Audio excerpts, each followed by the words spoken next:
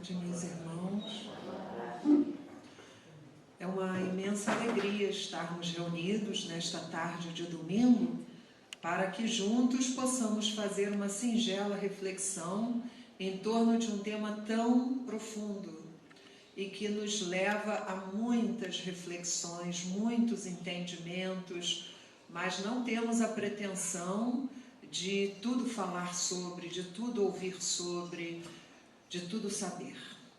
Apenas nós temos a boa vontade de aqui nos colocarmos como intermediários da doutrina espírita, que foi Jesus que enviou para nós através dos embaixadores espirituais e que Kardec, o codificador, nos trouxe nos seus livros tão ricos e que até hoje estudamos, não paramos de estudar, como também os livros complementares. E hoje, cujo tema é a imortalidade, sempre vem em nossas mentes algumas indagações que são as curiosidades sadias, para que nós possamos penetrar no campo do entendimento, do conhecimento, e daí começar a tirar ilações e buscar em nós o conteúdo que todos têm, para ir formando sintonia com essas luzes que vêm do alto. Em geral, nós perguntamos assim: como pode... Já ouvi muito isso. Não sei, acredito que aqui muitos de vocês também. Como pode esquecermos que nós viemos de um outro plano, que estamos agora no plano mais denso, que é o plano físico, mas então não tem essa lembrança não está em mim?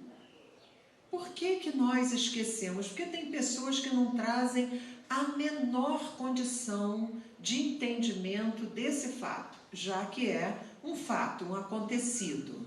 Por que muitos, inclusive, negam? E tem, inclusive, alguns se calam mediante a proposta da imortalidade da alma, e outros trazem sofismas, ideias até baseadas em ciências que não estão calcadas na razão, e então vão assim buscando se defender dessa ideia que é tão natural.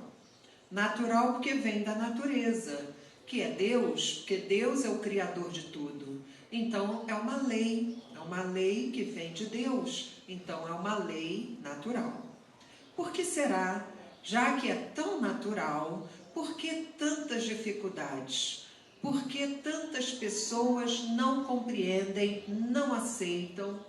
Muitas por motivos diversos, até mesmo por preconceitos, não aceitam essa ideia de sermos imortais, que nós já temos um passado, que hoje estamos aqui e que estamos, a partir de agora, já fazendo uma programação, podemos assim dizer, a partir do momento que eu causo, que nós causamos situações, e que essas causas terão efeitos, terão consequências, resultados. O que será que acontece conosco? E nós fomos em busca dessas respostas que nos satisfazem, porque essas respostas vêm da doutrina dos espíritos, que é fundamentada na razão. E também é fundamentada na experiência, que é lidar com os espíritos. Hoje nós temos o livro O Céu e o Inferno, de Allan Kardec, ele que compilou essas informações, e ali nós temos inúmeros relatos de espíritos que foram convocados, foram convidados, se apresentaram na Sociedade Espírita de Paris para darem, então, tudo aquilo que lhe ocorre, as suas ocorrências mais íntimas, e eles ali se revelam. Então, nós já começamos a entender que nós todos temos um passado. Esse passado espiritual, que nós chamamos de espiritual, porque nós agimos, o que age não é o corpo é o instrumento, é o veículo do espírito, o espírito é que toma a decisão, é que comanda o corpo, e entre o corpo e o espírito, que é o ser pensante, tem um corpo intermediário, que nós chamamos, nós espíritas, chamamos de perispírito. Kardec lançou esse nome com muita propriedade, porque perisperma é aquela camada que envolve a semente. Então, ele fez uma associação de ideias e ele então fez um neologismo, que em português quer dizer novas palavras, que expressam novas ideias, novos pensamentos, e por aí vai. Então ele criou o perispírito, é aquilo que envolve o espírito. Então, entre a essência, o ser pensante, o que vibra, e o corpo físico, nós temos um intermediário, que ele é responsável de passar informações. O corpo também lança informações no campo das impressões para o espírito, e assim é nesse constante. Nós não vamos nos alongar nesse tema, que é muito interessante, uma palestra sobre perispírito. É muito importante que nós comecemos a entender como que funciona esse corpo, mas não é o nosso caso. É o que sobrevive o perispírito, é o que sobrevive à morte do corpo físico. Esse corpo, criado com os elementos do nosso planeta, o planeta que nós vivemos, então esse corpo ele é devolvido ao planeta Terra. E o que sobra? Tem também o duplo etéreo, que também é um estudo um pouco mais aprofundado, que André Luiz nos trouxe, pelas mãos abnegadas de Francisco Cândido Xavier. Então, que é como se fosse o duplo etéreo, ele é um fluido vital que envolve, digamos assim, tem muito mais coisa do que isso, envolve todo o corpo, e ele depois ele tende a diluir-se, porque ele também faz esse papel do perispírito com o corpo. Então a gente começa a perceber que tem muito a estudar. Mas o que nos vem ao caso hoje é essa sobrevivência, que é muito importante que nós tenhamos isso bem compreendido, ou pelo menos que comece a mexer conosco, nos convidando a penetrar através de estudos do conhecimento espírita, para nós irmos criando em nossa mente, nos nossos sentimentos, essa verdade, que é uma verdade que Deus criou. Ele é o Criador, Ele é a fonte de toda a vida. Então, esse corpo, chamado perispírito, ele sobrevive à morte do corpo físico.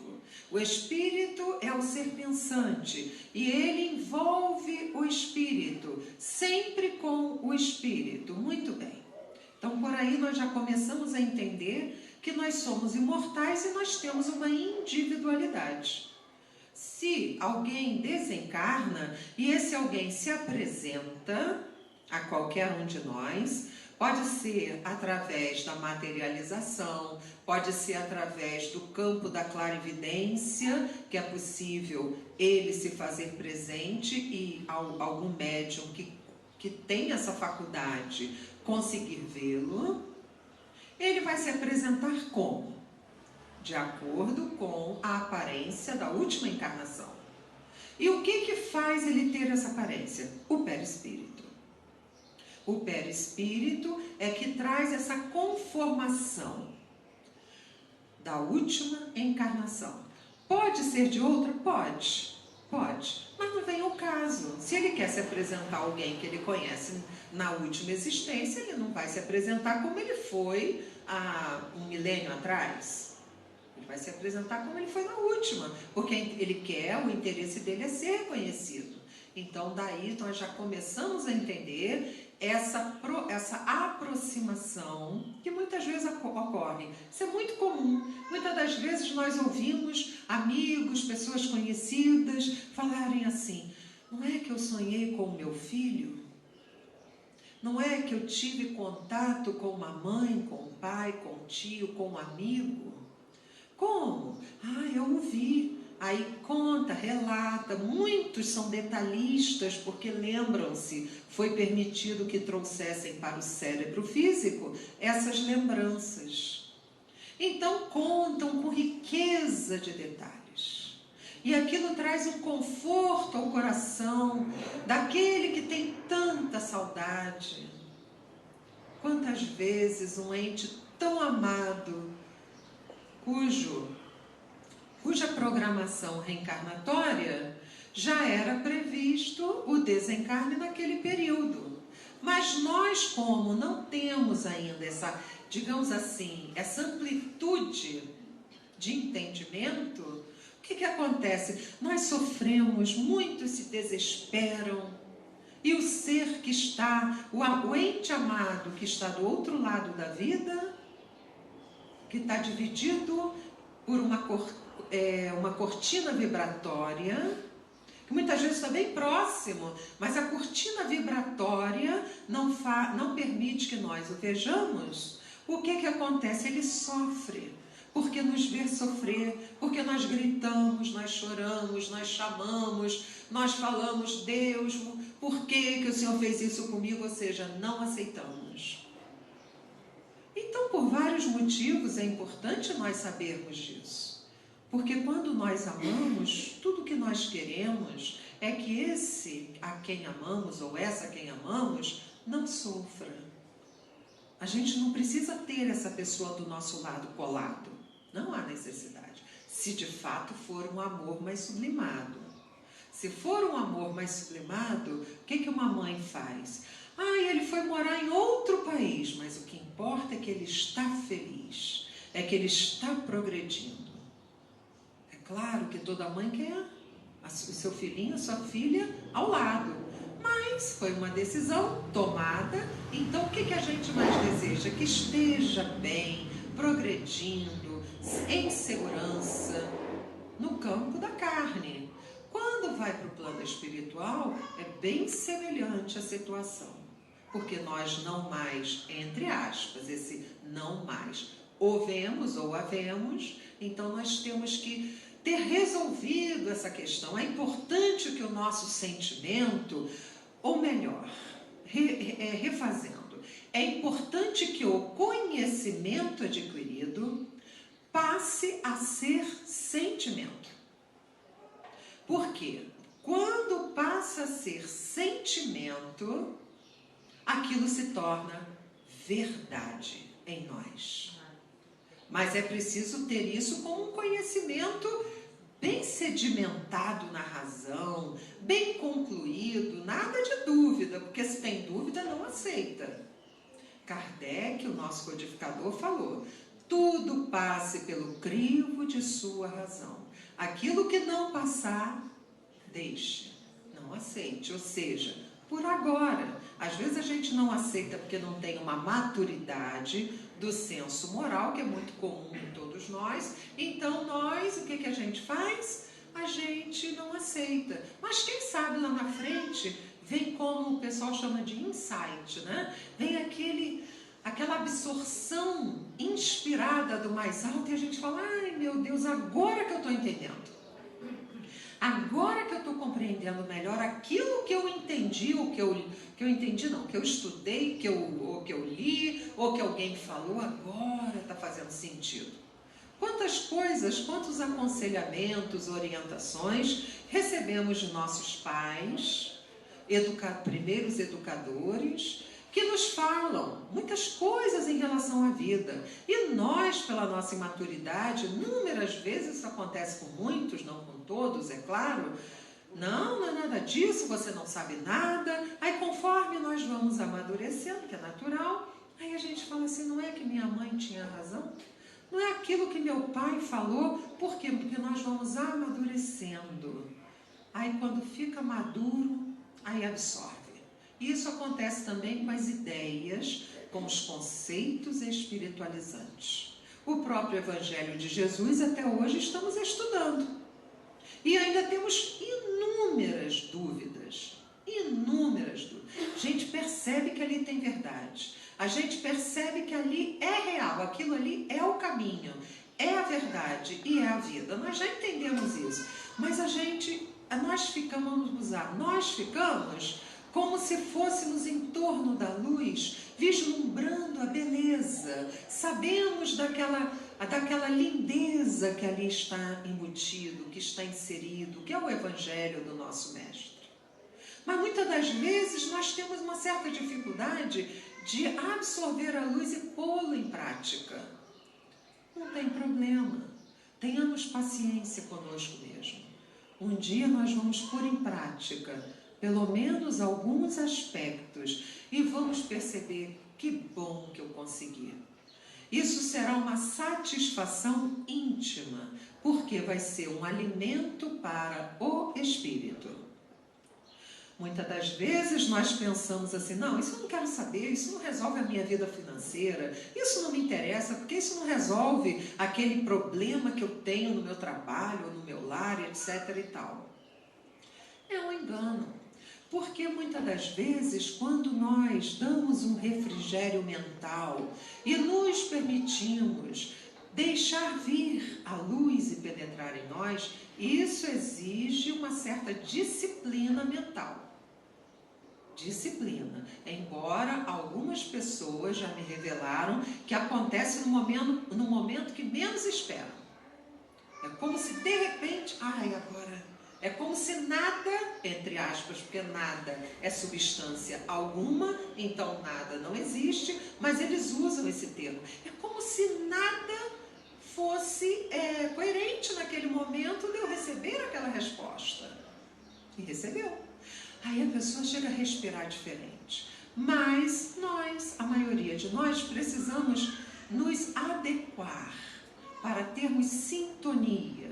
Sabe, rádio, antigamente tinha aqueles rádios, né? Muitos hoje ainda tem. Você precisa sintonizar com aquela rádio. Tem AM, tem FM, tem um número lá que a gente coloca, o 98, é o 1400 e por aí vai. Eu quero ouvir essa música. Aí você sintoniza com aquela rádio. A nossa pineal é uma antena.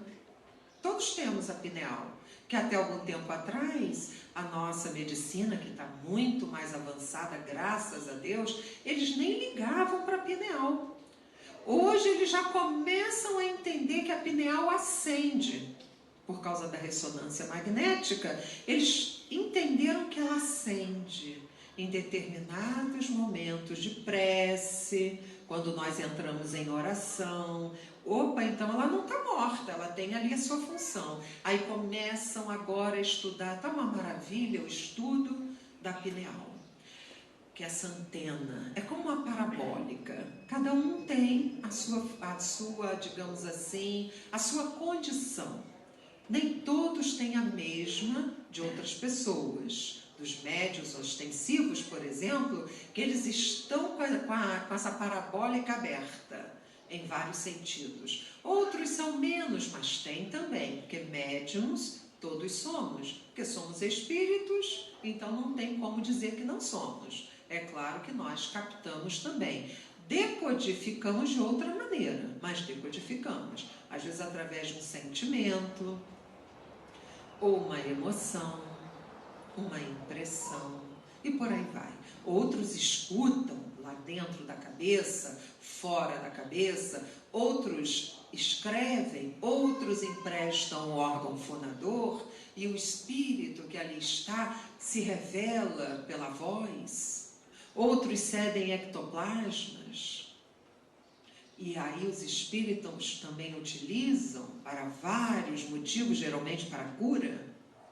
Então, por aí nós vamos pensando, que beleza, Que conhecimento imenso! Nós estamos só no início desse conhecimento, mas é importante iniciarmos.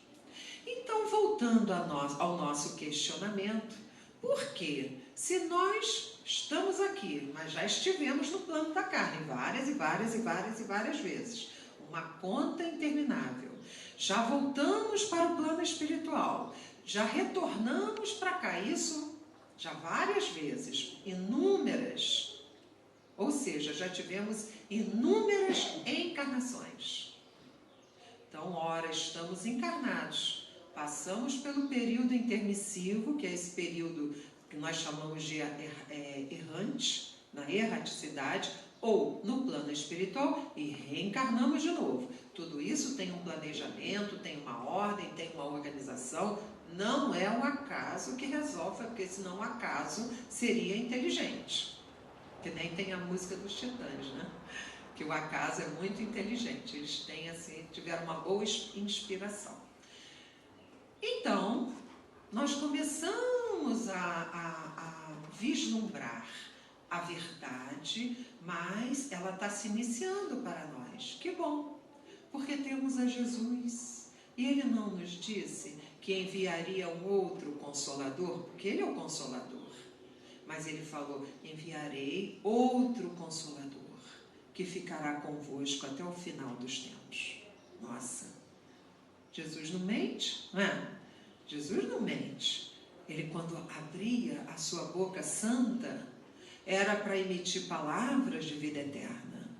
Chegou o Espiritismo, que através de estudos sérios, baseado em fatos, experimentações, foi comprovando tudo. Mas hoje o nosso tema, que é a imortalidade, vamos começar a entender uma coisa. Nós temos no livro Céu e Inferno uma pesquisa realizada. Ó, fechei. Não devia ter fechado, né? Deixa eu ver aqui se eu escrevi. Tem uma pesquisa realizada por Allan Kardec e outros irmãos que com ele estavam, falando justamente, mas se eu não achar não tem problema, falando justamente daqueles que são ateus, daqueles que são materialistas, mas eles também não reencarnam? Como que pode? Ué, como assim? Então, no livro Céu e Inferno está lá, o ateu. Quem quiser pesquisar depois, é só pegar o livro Céu e Inferno, aqui na nossa casa também tem. Aí vocês vejam no índice, o ateu. E ali tem uma entrevista com esse espírito. Porque o que aconteceu com ele? Ele pertencia a uma família, porém ele nada acreditava, nada acreditava, nada fazia sentido para ele. Eu estou resumindo. Em dado momento de sua vida, aliás, era ele e o irmão dele, duas pessoas. Em dado momento da sua vida, a esperança que o nosso irmão deu para nós, sobre a esperança, que é a luz do cristão, que beleza, imaginemos isso, que coisa linda. Que eu vou falando, eu vou vendo na minha cabeça, eu acho que todo mundo é assim, né?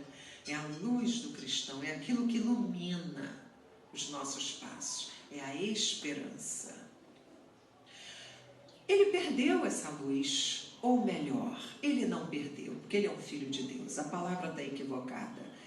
Ele deixou com que ela ficasse opaca, diminuísse a sua intensidade. E daí o que aconteceu com ele? Ele entrou num tédio insuportável para ele. Porque ele não acreditava em nada que se falasse. Tudo que fosse transcendental, ele falava, não, isso não me interessa, eu não quero saber, isso não existe. Ele respondia assim para os amigos, os familiares que tentavam ajudar. E com isso, ele teve uma ideia. A infeliz ideia de interromper a sua vida no corpo físico. Ele afogou-se, se jogando num determinado rio, ele se afogou, desencarnou. Sofreu muito no plano espiritual, Porque só abrindo um parênteses, quando nós desencarnamos pelas próprias mãos, ou seja, tendo a iniciativa, sem ter a resignação, sem ter a obediência a Deus, o Supremo Senhor, nós sofremos muito. Se nós sequer soubéssemos disso, nós nem chegaríamos perto dessa ideia. Aí respondem, mas espera aí, você está falando uma coisa que não é tão fácil assim. Claro que não é fácil. Vida de ninguém é fácil. Ninguém, quando fala, todos que falam isso, está querendo dizer que foi fácil. Mas é preciso que nós pensemos sobre isso, falemos sobre isso, para que nós possamos ir criando ideias saudáveis, fortalecidas no conhecimento e na experiência. O que acontece com os nossos irmãos, que certamente eu já pratiquei em outras existências, ainda bem que tem o véu do esquecimento. Porque isso é muito ainda próprio dos espíritos que não comungam com a verdade de Jesus, que vem de Deus. É muito próprio. A pessoa se desespera, acha que foi esquecida, e ali vai num crescente, ou por rebeldia, ou por revolta, e aí comete o ato. E o que acontece? O perispírito, ele se desliga do corpo. Vamos ter a nossa razão aí para nos ajudar. Se eu tenho um perispírito, quando o Pai me chamar de volta ao plano espiritual, certamente no momento certo haverá irmãos que são especializados em ajudar aquele que está no processo de desencarne ao desenlace do perispírito que estava ligado molécula a molécula, desde o momento que nasceu. A concepção inicia quando nasce, aí o processo está final e vai também ao longo do tempo, da vida no corpo físico, até os 7 anos, mas isso é outro estudo. Então nós vamos nos completando. E isso fica tão íntimo que para desenlaçar o corpo perispiritual do corpo físico, é necessário que esteja no tempo. É que nem uma fruta que amadurece. Muitas das vezes, quem gosta de fruta no pé, vai puxar a fruta e ela está presa. Por quê? Porque ela está cheia ela necessita da seiva, ela necessita daquela vida que aquela plantinha passa para ela. Então ela está presa, você puxa e ela não sai. Vai chegar uma hora, conforme vai amadurecendo, que você vai puxar, ela cai na sua mão. Fácil, simples assim. Nós também, o nosso perispírito é mais ou menos assim. Ele se desenlaça. Às vezes precisa, na maioria das vezes precisa da ajuda de outros irmãos, mas o próprio espírito que passou pela experiência, ele também faz a sua parte. Quando o irmão comete esse ato desse que aqui eu estou contando, ele tem muita dificuldade e fica ainda ligado, né, pelos laços, eles chamam de liames, ao corpo físico, que já foi entregue à Terra. Então muitos sofrem, muitos gritam, pedem socorro, outros se desesperam. Daí o que é preciso fazer? Orar por eles. Nós devemos orar. Orar, mesmo que nós não conheçamos ninguém que tenha cometido esse ato. Senhor, pedimos a sua misericórdia por esses que estão passando por essas provações tão difíceis. Façamos isso com todo o nosso coração. Roguemos que os amigos espirituais que são encarregados dessas tarefas levam esses fluidos e eles se sentem mais fortalecidos e se arrependem do ato. E quando se arrependem do ato, olha que beleza o arrependimento, porque o arrependimento, segundo Emmanuel, é um lampejo da alma, é como se desse aquela luz. Então o espírito tem aquele lampejo e se arrepende. E aí pede ajuda com humildade. E ajuda, porque a ajuda nunca saiu do lado dele. Mas ele, no campo vibratório, a frequência dessa vibração ainda estava tão densa que ele não percebia. Não percebia que ali tinham irmãos para ajudá-lo. Mas quando ele se coloca numa posição humilde, compreende, a frequência vibratória dele se eleva, o padrão se eleva. Aí ele visualiza e aqueles irmãos conseguem tirá-lo. E geralmente nós aproveitamos e perguntamos: como foi? Ah, eu lembrei de Deus. Ah, eu lembrei da minha mãe querida que me ajudava a orar, que orava por mim. Sempre tem um pensamento luminoso. Então é tão importante a gente saber disso. Olha como o conhecimento faz a diferença. Porque tem irmãos nossos que falam assim: nós não devemos orar pelos suicidas. Não existe isso? Existe. Mas olha, a doutrina espírita vem e nos alerta: não, nós devemos sim. Devemos orar, devemos rogar para que a misericórdia caia sobre eles, cobrindo-os, para que eles se sintam mais sensíveis. E daí lembrem-se do Pai Altíssimo. Então, esse irmão ateu, voltando, porque tudo tem a ver, ele foi chamado, convidado nessa reunião. E ele então, ele se apresentou e falou: o que vocês querem comigo? Não sabem que eu estou sofrendo? Eu não quero falar. Ele já chegou numa condição de muito desespero. Então o irmão fez a pergunta: meu irmão, quem pediu para nós fazermos por terem muita saudade de você e terem preocupação com o seu destino foram seus parentes, que são nossos amigos.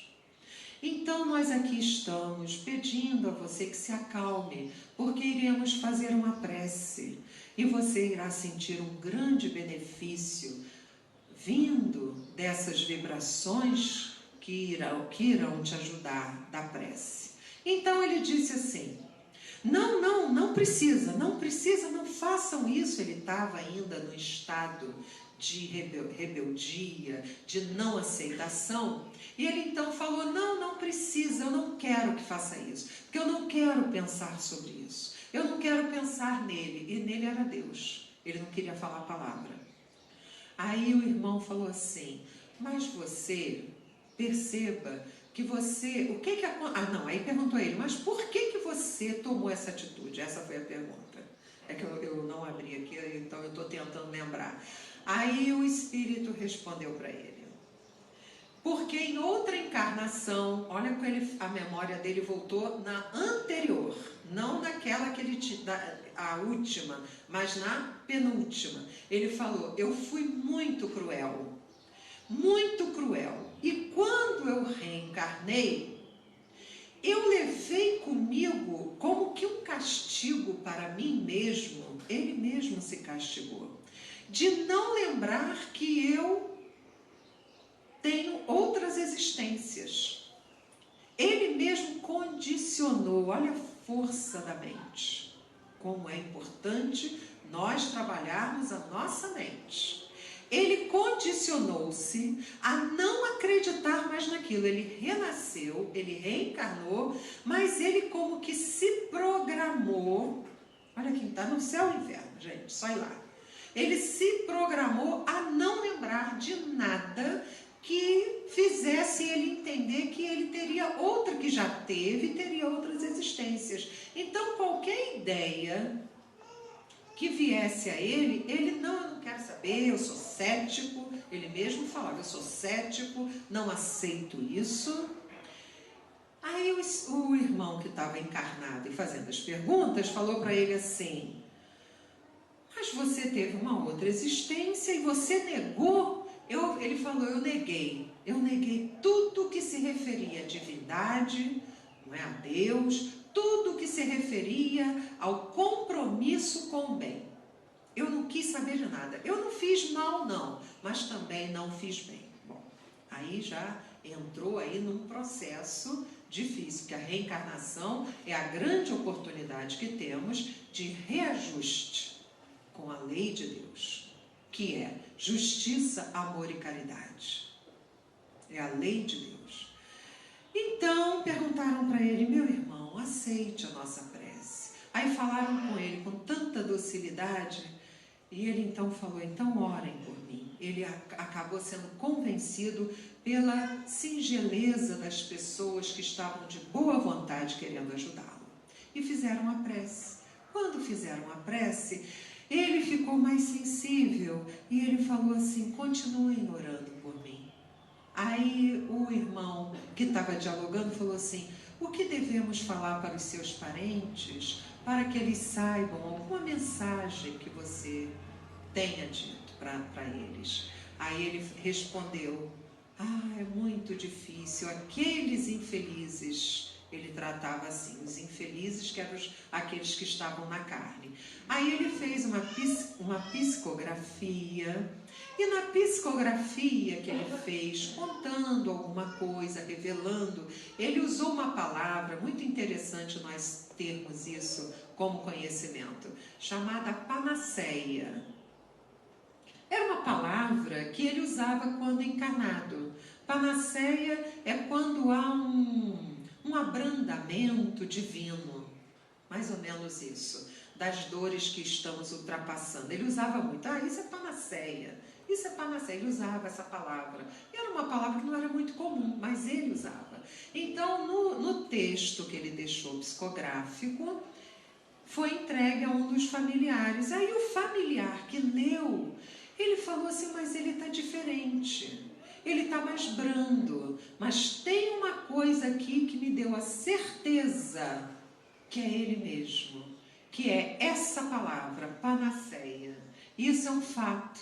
Inclusive nas psicografias que vieram através de Chico Xavier, nós temos alguns relatos de pais, mães, irmãos que falam isso, que em determinado momento da psicografia eles identificam, porque só ele sabia daquele apelido, ou sabia daquele fato que ocorreu numa determinada época da vida, junto aos familiares, e aí vai tendo as comprovações, porque o médium mesmo não sabia, não estava com conhecimento dessas situações.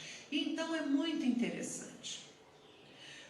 Então, o estudo também se refere, meus irmãos, ao ceticismo, a sermos céticos demais. O ceticismo nos leva, muitas das vezes, a endurecermos a condição de análise daquilo que é real. Quando nós nos tornamos céticos, o que é o ceticismo, né? O ceticismo foi criado por um filósofo grego por volta de 600 a.C., chamado Pirro. Ele criou o ceticismo. Ele acompanhava o rei Alexandre. E ele era muito feliz, porque ele era uma pessoa importante. Ele acompanhava o rei. Então, para o rei não sofrer, ele criou, e para ele também não sofrer uma autodefesa, ele criou o ceticismo. É uma corrente filosófica que diz o seguinte: nós não temos que sofrer. Para nós não sofrermos, nós não precisamos ficar acreditando em tudo. Muitas das vezes não devemos nem emitir a nossa opinião.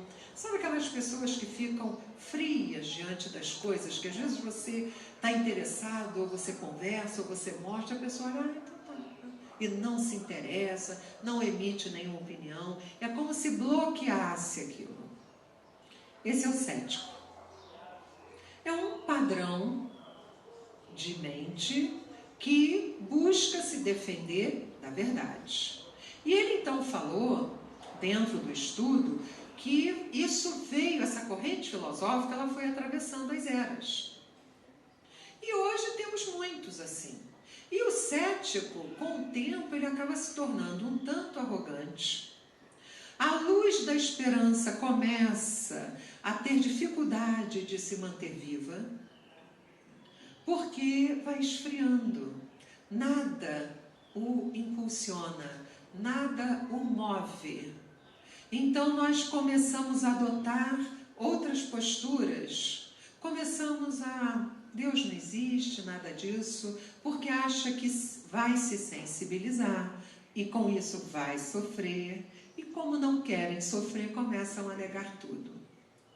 Então nós temos que tomar muito cuidado para nós não termos, não adotarmos, porque hoje tem muita moda, né? Tem muito modismo que está nos convidando a adotar certas posturas. Mas isso não é só hoje não, isso é muito antigo. Mas hoje, por causa das redes sociais, estamos tendo muitos convites bem materialistas e a gente precisa estar atento para isso.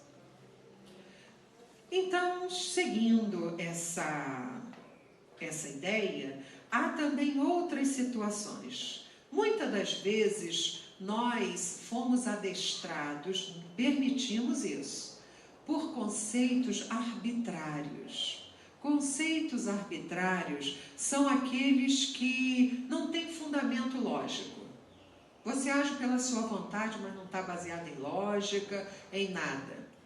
Então, nós começamos a acreditar em algumas, vamos colocar assim, alguns segmentos religiosos ou filosóficos que faz com que nós acreditemos num céu beatífico, desde que você cumpra determinados padrões convencionais para aquele determinado raciocínio ou pensamento, falam para você: você será salvo, você já tem um lugar no futuro. E aí é muito cômodo acreditar nisso, não é cômodo? Coisa boa, né? Já pensou? É só fazer isso, você tem que fazer o quê? Você tem que ir no Caminheiros, 5 horas da tarde, receber o passe. Toda semana, pronto, você já está lá com a sua entrada para o céu. Já pensou se o Espiritismo falasse isso? Seria completamente ilógico. E seria ilógico, não teria base, não seria uma base coerente. Mas nós todos, vamos colocar assim, grande parte de nós, não todos, que a gente não sabe, fomos assim como enganados, entre aspas, por esses conceitos que são vazios. Eles são vazios de conteúdos, que traz um grande malefício, porque nós passamos existências e mais existências naquele círculo vicioso, repetindo padrões comportamentais, e com isso nós vamos não vendo graça mais. Não queríamos saber de Jesus, começamos a zombar de Deus. Está comum isso agora, né? A gente vê isso, muito comum. Zombam de Deus, começa... Aí sabe o que vem depois disso? Violência. Começa a vir lá do fundo, porque nós estamos mais próximo do primitivo do que daquilo que um dia seremos. Então é muito fácil brotar ali em nós aquilo que está mais próximo, que é a violência. Nos tornamos violentos e aí nós começamos a ter uma desesperação. Começamos a atacar tudo, principalmente o que é bom, o que é belo, o que é coerente, o que é moralizado. Isso é um processo. Está lá no livro, isso eu vou falar para vocês. Eu retirei do livro Lampadário Espírita, é de Joana de Ângeles, pelo médium Divaldo Pereira Franco. Então, o espírito Joana de Ângeles, ela fala que essa suprema desesperação, ela nos torna incrédulos em tudo de bom. E a gente fica do outro lado da vida, porque todos nós vamos desencarnar. Creiamos ou não creiamos, aceitemos ou não a ideia de que a vida continua além túmulo, não importa. Mas eu não acredito, não vai adiantar. Acreditando ou não, você vai desencarnar e você vai se fazer presente no plano espiritual. Então ela fala que muitos se tornam, ela deu esse termo que eu nunca tinha lido, foi a primeira vez, irreligiosos. A pessoa é contrária a qualquer tipo de religião, porque a função da religião não é nos tornarmos inaptos ao raciocínio. Essa não é a função. A religião, ela tem uma função muito bela, que é aproximar a criatura do Criador. Aí faz o religarem, por isso o nome religião. Quando nós, criaturas, nos religamos ao Pai, ao Criador, aí nós podemos dizer então que o Espiritismo é uma religião também.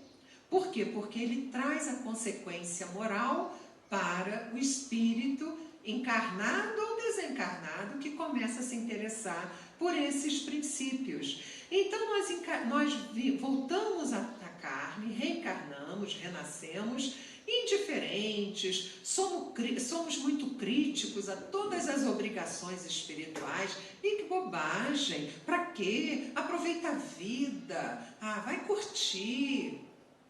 Esses são as falas que muito ouvimos, de encarnados e desencarnados. Como é que o desencarnado faz isso com a gente? Mas eu não sou ostensiva, Ana, isso aí para mim nem acontece. Acontece. Ele se aproxima de nós, porque nós já estamos ali vibrando, ele não veio à toa não, a gente abriu a porta. Aí ele chega e ele fala assim: vai para casa espírita não, lá você vai ter trabalho, com aquelas pessoas, eles que trabalhem para resolver a sua vida. São esse tipo de opinião que nós ouvimos. Muitas vezes não ouvimos pelos ouvidos espirituais, mas nós decodificamos em termos de sensações. Vem assim: eu não estou com vontade hoje, hoje eu poderia sair, vou tomar um sorvete, está muito calor. Aí vem a bondade dos espíritos que nos cuidam, que são zelosos, que são gentis e falam assim: e a prioridade qual é? Você pode tomar esse sorvete em outro momento. A prioridade da sua vida, que você é um espírito imortal, é cumprir, é o que ele fala aqui, cumprir com essas obrigações, porque é obrigação. Às vezes a gente pensa assim: eu não tenho obrigação de ajudar. Não, temos sim, gente. Nós temos obrigação de ajudar, porque nós colaboramos para que a humanidade estivesse assim. Hoje, não, ao longo dos milênios. Colaboramos para que o conhecimento não chegasse. Colaboramos enganando. Colaboramos vibrando pelo pensamento para que aquilo ocorresse ou não ocorresse. Então nós nos comprometemos. Aí virou obrigação. Segundo, se não me engano, é Emmanuel ou André Luiz, um dos dois, ele fala que ajudar o próximo é dever. É dever ajudar o próximo. Você está vendo, a pessoa está ali do teu lado. E esse ajudar não quer dizer passar o quilo, não, porque esse é o mais fácil que tem, essa é a ajuda mais simples que tem. Você tem dinheiro, você manda até alguém comprar para você e manda entregar. Que maravilha, ajuda, e nós somos todos muito gratos por isso. Porque é muito ruim ter fome e é muito bom receber o alimento. Cuidar dessa parte.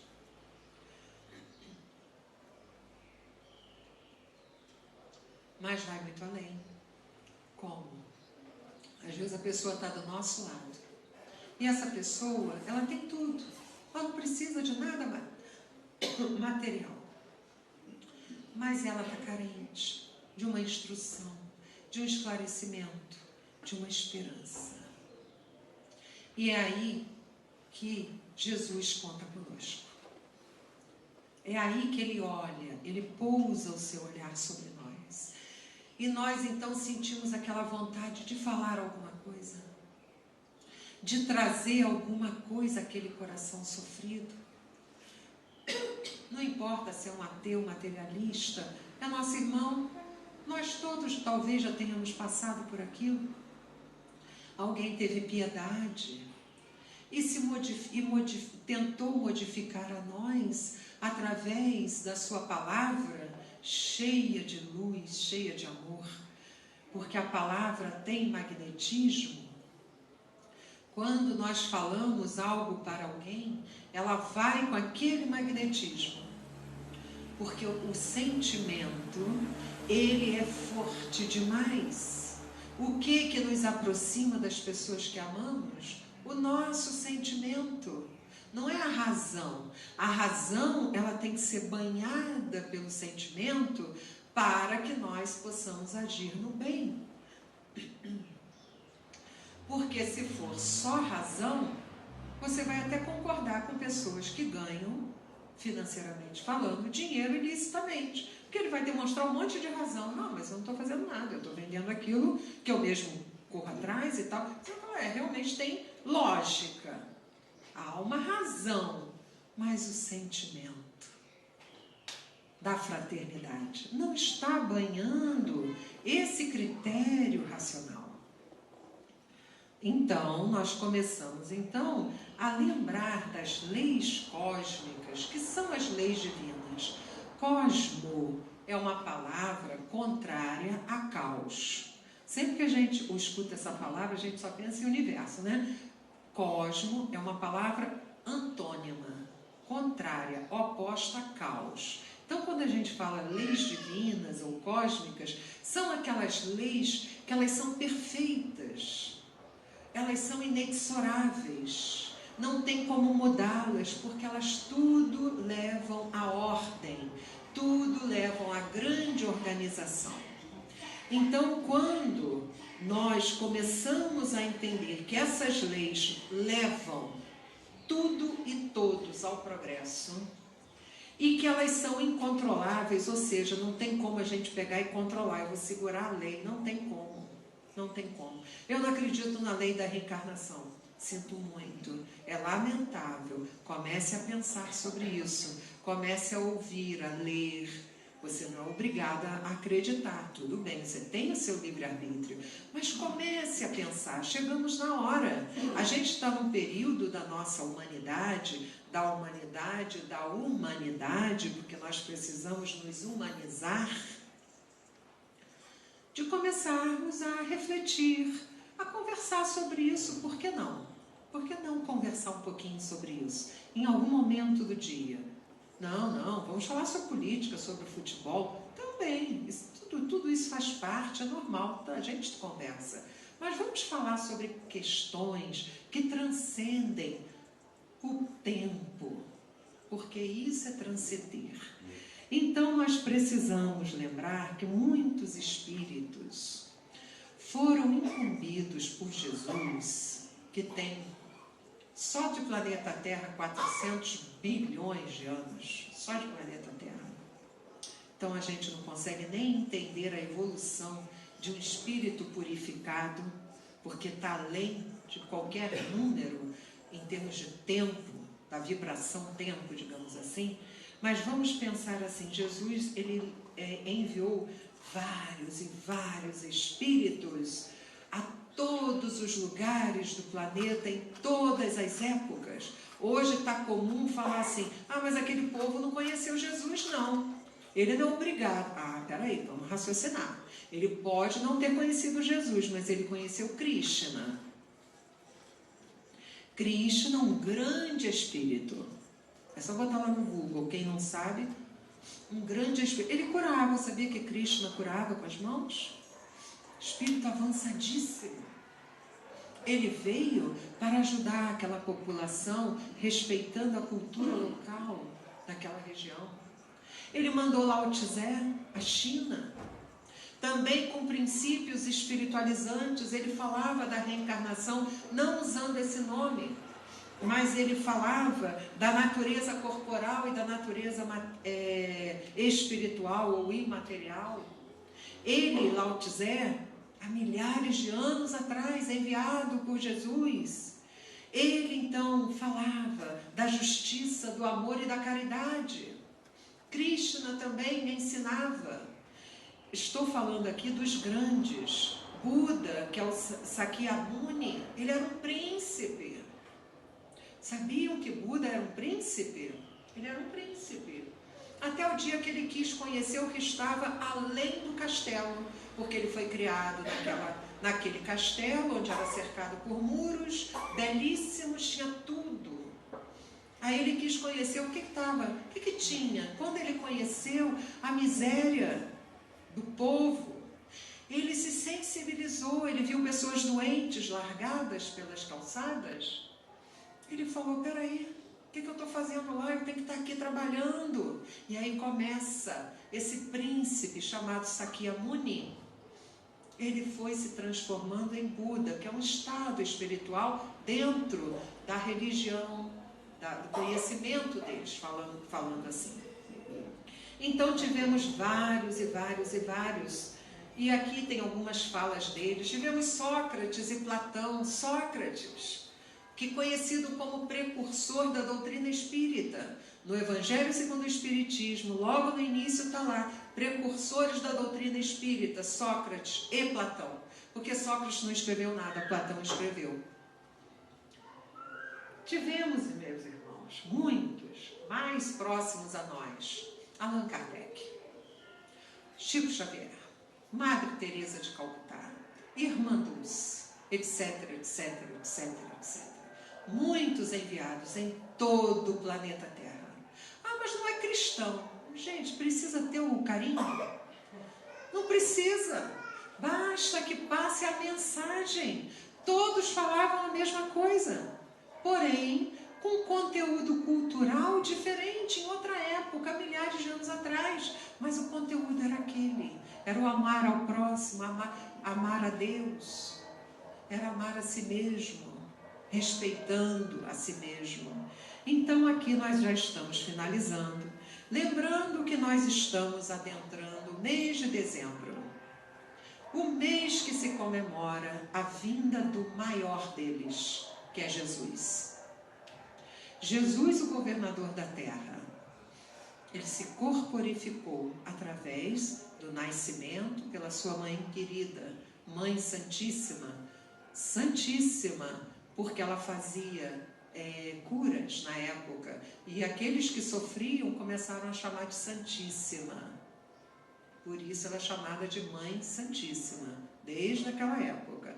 Então nós devemos lembrar e evocar o Rei Divino, que é Jesus, que desceu ao nosso planeta Terra para nos ensinar a lição viva do amor, inconfundível em qualquer tempo e espaço.